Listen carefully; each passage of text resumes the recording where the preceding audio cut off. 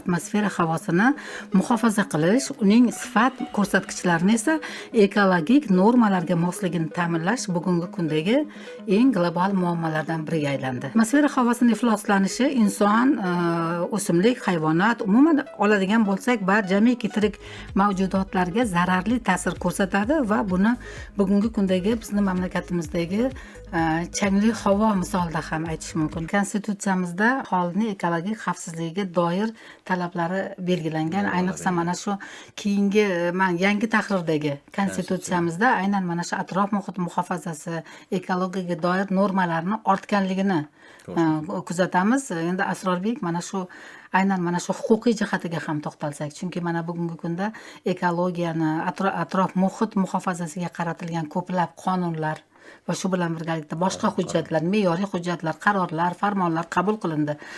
Bularning hammasi mana shu bitta maqsadga qaratilgan. Bu ham bo'lsa mana shu ekologiya sofligini ta'minlash. Keling, mana shu siz bilan mana shu konstitutsiyamizda aholini ekologik xavfsizligini ta'minlashga qaratilgan normalar, moddalarga to'xtalsak.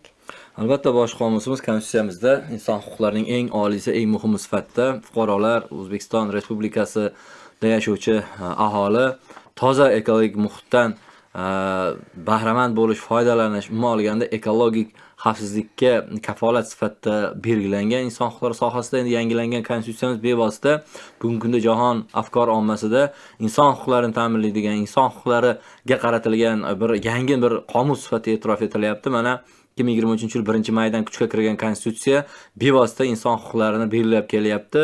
Oldingi tahrirdagi konstitutsiyaga qaraydigan bo'lsak, 16-moddadan 52-moddagacha edi. Hozirgi kunda esa o'sha 19-moddadan to 80-moddagacha ko'rgan va ichida o'sha moddalarda davlat ekologik himoyani ta'minlab beradi. Toza havodan fuqarolar nafas olish yoki umuman olganda o'sha ekologik barqaror bo'lgan muhitda yashashga haqlidirlar degan normalar qo'yilgan va shu bilan birgalikda fuqarolarning huquqlari bilan birga majburiyatlar va burchlar ham konstitutsiyada aniq belgilab qo'yilgan.